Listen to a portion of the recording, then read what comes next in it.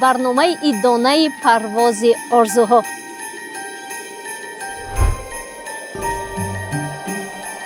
رمزیه در سال 2026 چی آرزو داری؟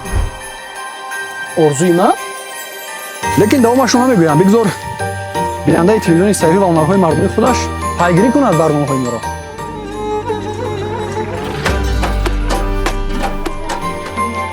پس فکر کنم که آرزوات عملی شده است.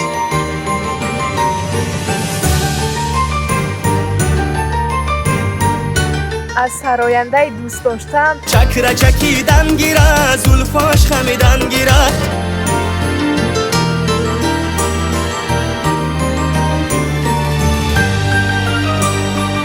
یک قدم به سوی طبیعت این یک نفس به آینده درخشان است.